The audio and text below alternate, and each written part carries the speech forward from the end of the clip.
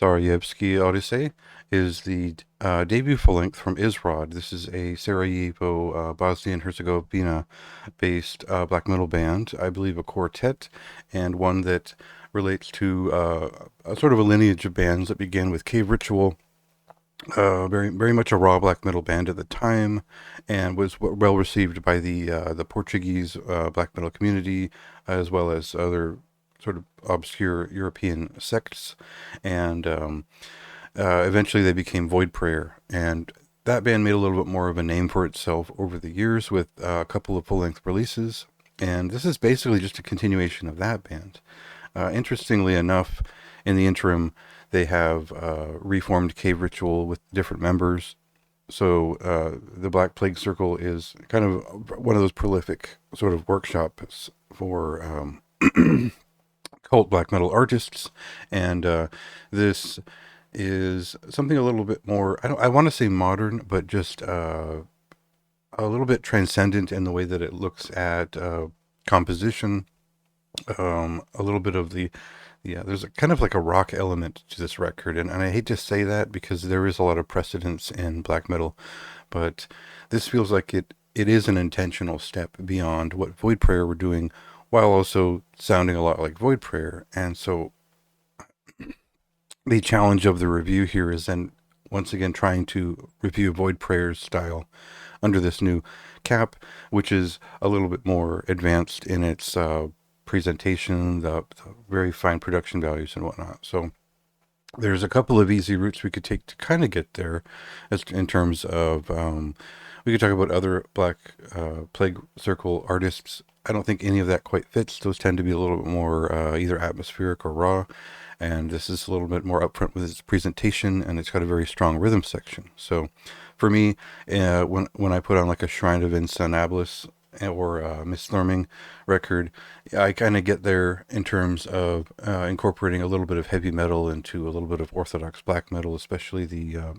sort of original movement beyond like the first couple of Funeral Mist records, uh, and then also there's a little bit of a heavy metal touch to this record that almost sounds a little bit like it was they've been listening to the first Malakarpatan record. So there's a lot of good taste packed into at least my references.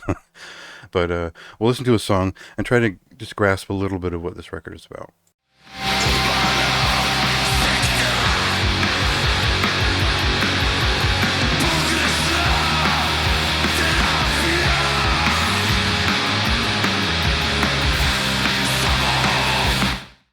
So this is not necessarily an abstract or avant-garde black metal record. It's not exactly a orthodox black metal record in the old style, um, but it is refined in a lot of those similar ways. It does have some emergent songwriting ideas. It's actually pretty catchy. There's like a central rock guitar theme to it that is not as typically hard rock as that might imply the way I've talked about it.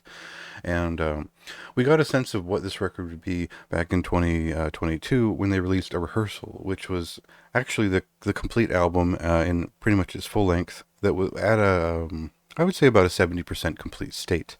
So if you're really nerding out about this record, go check out The Rehearsal on Bandcamp and kind of see the puzzle in motion as they put it together, because you get to see where they had the original idea and how they've built it up over the last couple of years and put a lot of work into this record. I think that's what impressed me when I was listening to The Rehearsal and then diving into this album a little bit more, was that they had done so much to this record to really work at it. So it's not really a fly-by-night thing. It's not a quick who cares sort of record, but this is a very intense and very organized band coming together with these very well written songs that just feel almost out of place in the underground. I think that it deserves a lot more notice for exactly what they're doing, how tuneful it is, and just how different it is than a lot of what you'll hear right now in the general black metal space.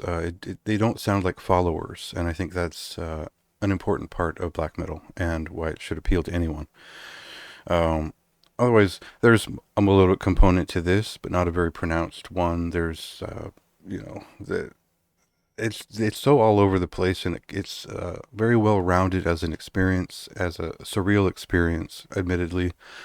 But yeah, I think the pacing is quite dynamic. The guitar work is especially fine. I think it's just yeah, I think I put it here. It's this is not like the typical triumphal black metal that we'll hear more often today, but there's a tuneful but abstract touch to it that is always menacing, as black metal often should be, per the tone or the subject matter. Now, the subject matter I'm not equipped to get into. Um, the title is like Ulysses in Sarajevo. So this feels like a more modern subject matter. I related it to film. There's some specific films that Anyway, uh, it's a good kind of epic feeling black metal record, and I think that it'll appeal to a broad audience who are willing to put up with the fact that they don't know what they're singing about, and it's just a little bit different. So very much worth a high recommendation. I think if you're worried that it came out digitally earlier this year and it's just not new enough for you, yeah, that's interesting. But this is just a highlight for July for me. It kind of came out of nowhere. The album art kind of jumped out at me as like, well, that's for whatever reason that is really compelling to me, and yeah, I've enjoyed it. Definitely something for the adventurous black metal fan who doesn't really care about precedents or past. And if you're a Void Prayer fan by somehow, expect this to be an advancement of that. Something that moves forward with that sound and does a lot more with it that is just memorable. I mean, like there are parts of this album that I actually had stuck in my head a little bit. So that's that's not something you get in a lot in black metal. So worth checking out. You can read the full review if you feel like it, and you can listen to the album right now. It's been out